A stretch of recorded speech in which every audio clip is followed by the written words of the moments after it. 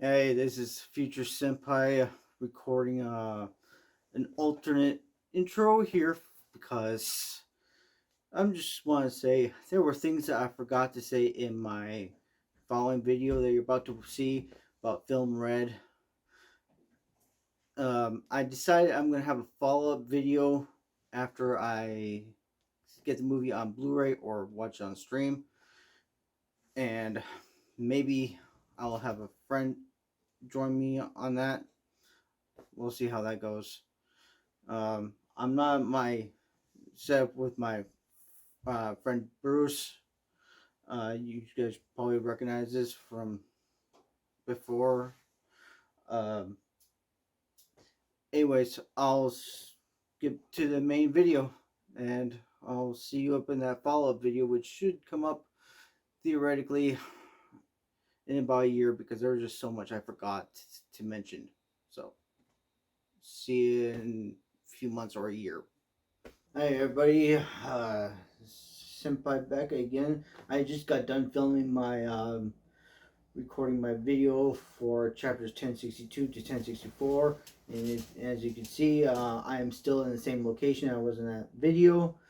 Um, I went to see Film Red, and this time I'm not referring to any notes because I wasn't able to take any notes. I was gonna try, but the theater was so dark that even my attempts to try to write notes, it would have been unsuccessful. So now I'm just working off purely off memory, and also I'll be having my friend here to help me out with some factors that may or may not be forgotten. Um, anyways, first of all, I'll just let my friend introduce himself and tell you how much he knows about the series. So We were watching it together. He introduced it to me. I'm probably at the point of Skype wrapping up and moving on to the next little arc of the story. So pretty much what I saw was basically what's yet to come, but with little to no context beyond those two prequel episodes that he showed me. I thoroughly enjoyed it, though I don't know much about these characters, some of these characters yet, or nothing at all. Some of them are still brand new to me. yeah, like I think like maybe like half of them were completely new to you, if not more. Well, in terms of like the main crew, like about half was new to you. Mm-hmm. Um, let's see here. Now, I was just gonna say, well, what do you think of the movie? Um, wasn't quite what I was expecting, but I definitely enjoyed it. Um, all in all, it kind of reminds me of like a more modern take on Jean-Paul Sartre's play No Exit or Huis Clos, as in the original title in French. And and the famous line from that, "L'enfer c'est les autres," meaning hell is other people. If you don't know what it's about, it's especially three people in the afterlife who are locked in a room for eternity, and their hell is having to spend eternity with each other. Oh, And you know, there's no exit, as the title implies. They're stuck in there forever and ever. And in this case, instead of a hotel room, it's a dream. yeah. And it's not supposed to be hell; it's supposed to be heaven.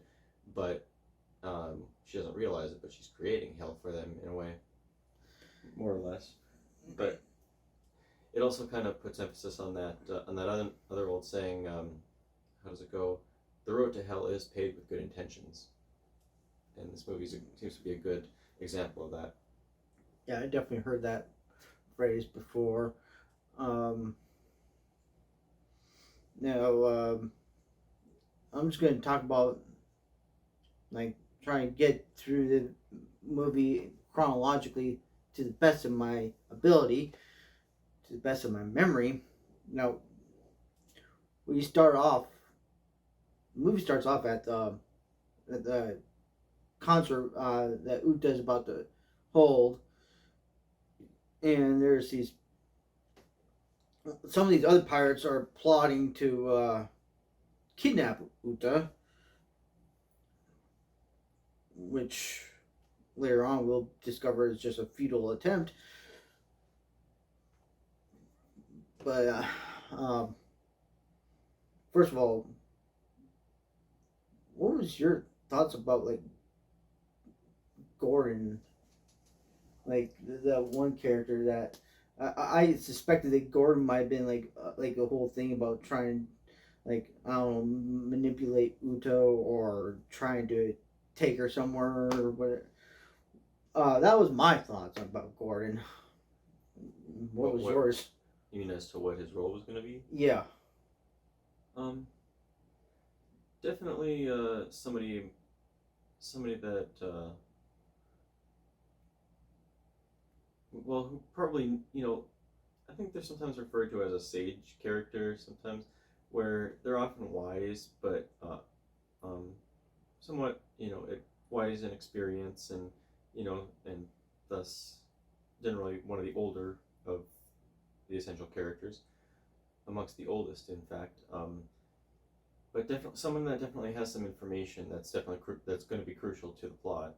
I could tell that uh, he knew something more um, than what we were originally shown. yeah. Now I wasn't sure in the beginning, like if these pirates were with Gordon or not at the beginning. Of course, they are shown to not be with Gordon, so that's I wasn't sure what to think before going in. Um, but anyways, the Straw Hats immediately deal with them. But there was like the Big Mom Pirates. They also got involved with this mess. There was like Charlotte Oven and Brule that got involved with the fight too. And this is where Uta actually stops him. I was kind of surprised with Uta's powers here. Before going to the movie, I did know that she had some powers. I just didn't. I wasn't expecting this. But the whole thing about with the Sing Sing fruit, she's able to basically, well, with just by singing, grants her powers to basically take control of like basically any situation, and she she equips like armor and weapons on herself, and swiftly defeats the pirates that are causing a ruckus. Now, what was your thoughts on the Sing Sing fruit? The Sing Sing fruit. Yeah, Well, the powers that she gets from it. yeah, Definitely a little bit OP, more so than even expected. Um, yeah. Later on in the movie, it's really shown that it's really a really dangerous ability hmm. because we get a thing towards the end um, with Top Musica, which I won't talk in depth right now about. Um, Now let's hear. Then it was Luffy's reunited with Uta, and Uta is like notices Luffy's hat and asks like where's Shanks, because uh, she didn't know that Shanks gave up that hat to him. So let's hear, like, and then around like after this whole thing about him explaining the situation that Shanks is not there, uh, he eventually reveals to her that he's going to be king of the pirates, and she starts trapping the Straw Hats just like she did with the other pirates. And oh, and this is what I just got to mention this real quick. Um, they all the Straw Hats like get stuck in different positions on this music note sheet thing. I don't know what the heck. The staff. The staff. Yeah, thank you.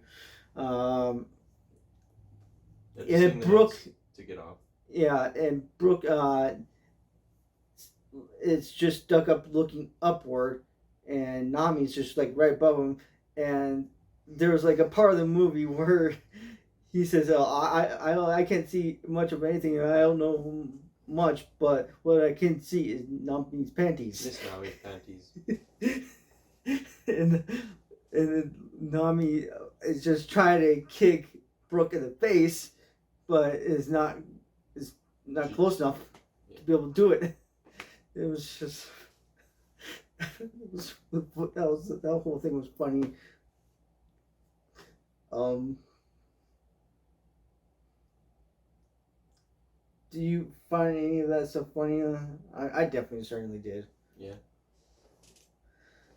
Um, here.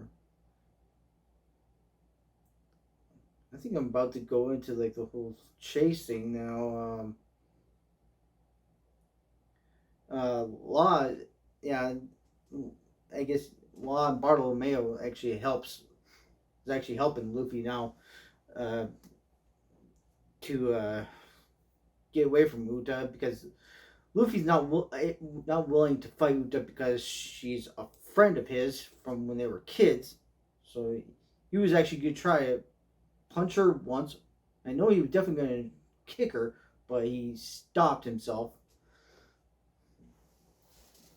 And he was just saying, like none of that stuff was right.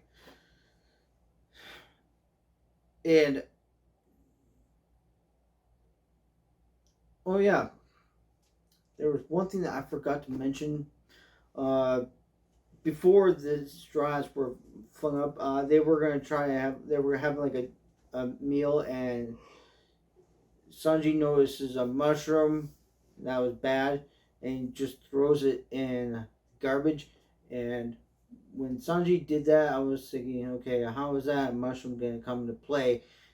Clearly, there was something going on with that mushroom because Sanji's not one for wasting ingredients ever, unless if it's bad. Well, they call it a wake fruit, not a mushroom really, but it looks Wake like a mushroom. Yeah, they call it wake shroom. Oh, shroom? Yeah, wake shroom. I thought they said wake fruit. No, they call them a wake shroom. Okay. But yeah, we didn't know that at the time. It was a little bit later that we discovered that there were these wake shrooms. So, as the people are hunting down the pirates,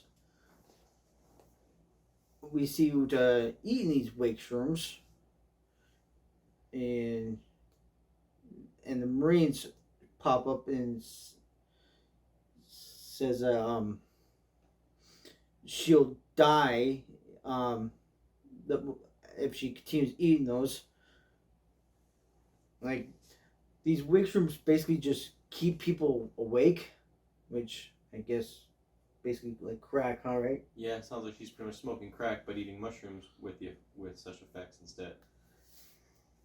And so, and I guess and I guess she hadn't really slept in. I think the movie implies that she hasn't slept in months or years. I'm not really sure, but it's been a while, and but the another side effects that these wake shrooms have is they seriously uh, have an effect on a person's personality, which we could see like how violent she gets, which I did not expect how crazy she would be going with these having these wake shrooms. Like I said, drugs. Yeah, I mean, I guess yeah, I guess she's showing all the signs of a drug addict. They're just people like us. And well, I'm probably skipping over it a little bit because I'm not remembering the whole movie exactly, but we do get a thing. Finally, see like where Uta is explained. That what happened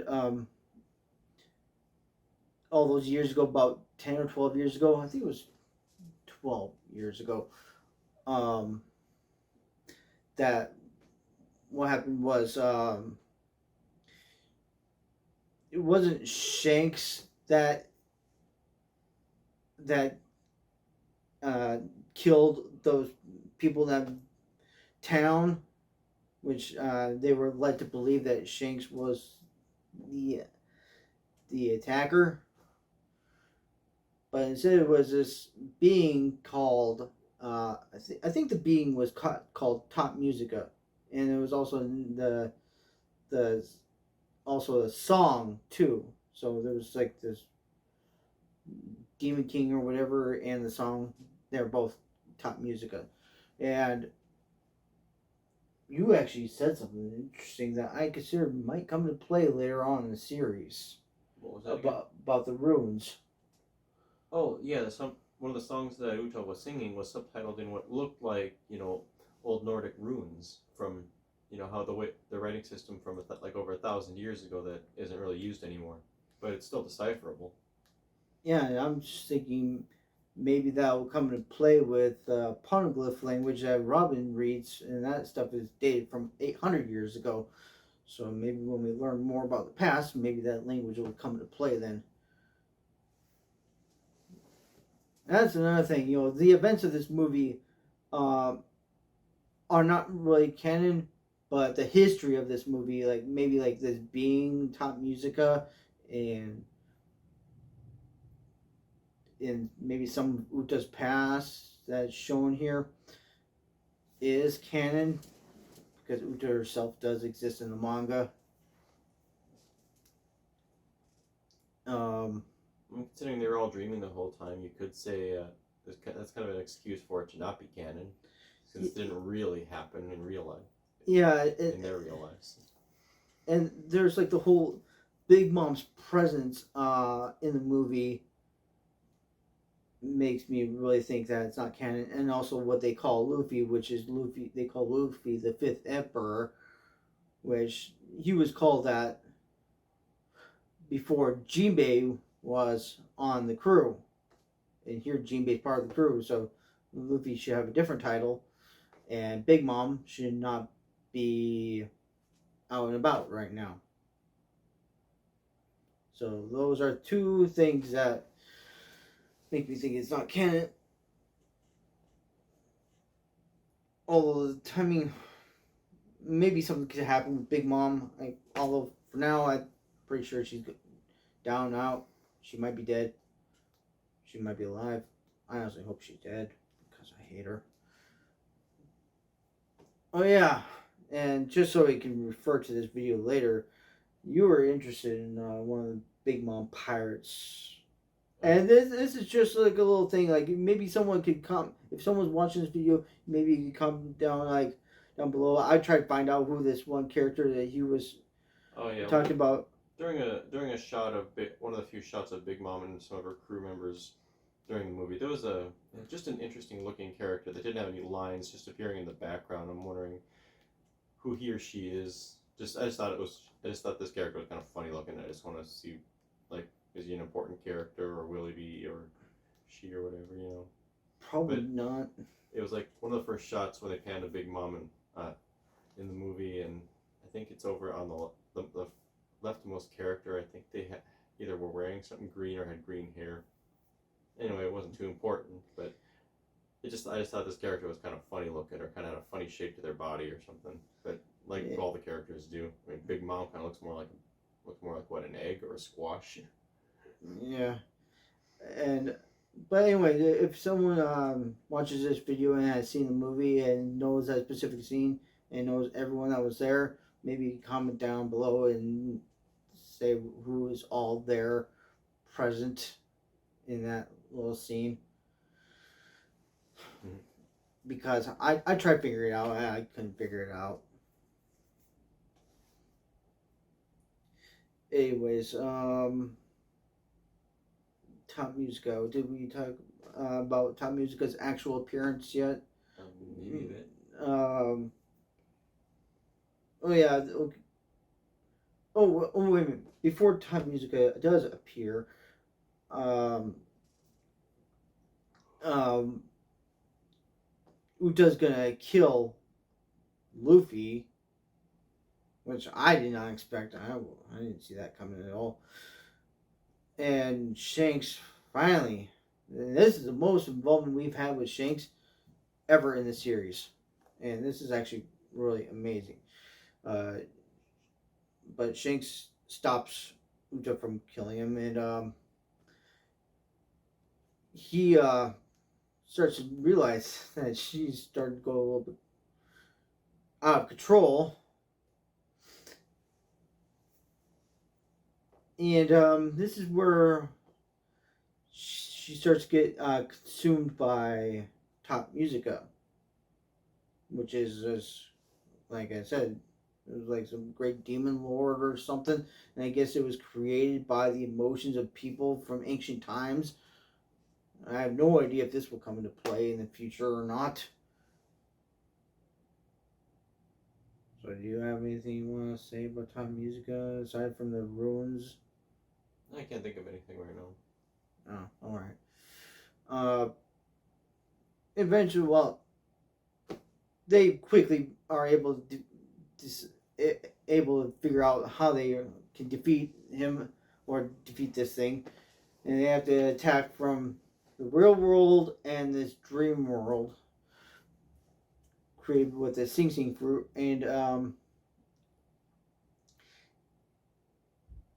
the whole thing is linked between Yasop and Usopp, and they instruct people on both sides to attack different limbs at a time, and this was actually pretty cool. I mean, what do you actually like that whole thing about the Having to attack from both sides at the same time to do anything? yeah, Yeah, I can see that. I thought that was like a very that was very unique. I don't think I've ever seen it before. Has that ever happened before in anything? Um, Not that I can't think of anything specific right now. Like, Oh, I remember some games might have characters or villains or something, with a light and dark half. Like one in the overworld, one in the underworld that would have to be killed simultaneously. I just realized something about Time Musica. It kind of reminds me. Its appearance kind of makes me think of a boss from Final Fantasy XIV, which is a game we both play. Um, Emmett Selk's appearance in Hades at the end of Shadowbringers. Mm-hmm. Do you agree with that at all? Yeah, the second half of the fight. Yeah, I could see some. I could see some kind of resemblance there. Yeah, I was just that just like it just dawned on me about that. I was like thinking there's like some kind of a similarity Although there. personally, I was getting more vibes from Endsinger. Well, I mean, like the a whole song ending the universe or something, and in this case, ending the world or a lot of people's lives. Uta being the role of Medion in a way. this what's at stake? Yeah, that's definitely like Ensinger, but the appearance wise of what Time Musica is kind of makes me thinks me looks of like Hades. Looks like Hades acts like Endsinger. Yeah, basically Hades and Ensinger has a kid. Hybrid. Mm-hmm. And so, Mashup. here. And then at the end of the fight, though, this is probably the most badass thing. You have no context about this, so you probably don't have much to add. But one of the things that I really like to see was when the Navy was going to kill Uta, and Shanks gets really pissed and says that anyone who tries to harm Uta will die. And this is where he admits a lot of Conqueror's Haki, which you haven't seen Conqueror's Haki, so this is like the most, is like the strongest ability pretty much in One Piece. Basically, it's basically on your own willpower. You like desire to be like king of like whatever something. That's basically the whole concept of Conqueror's Haki. and so he emits enough Conqueror's hockey to almost put down the admirals.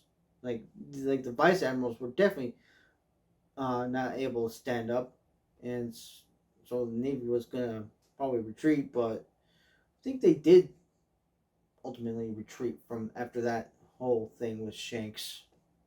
Did they? Hmm? Did they actually retreat after Shanks's power outage that he did against them? After he admitted his curse hockey, I think they did. I think they backed off.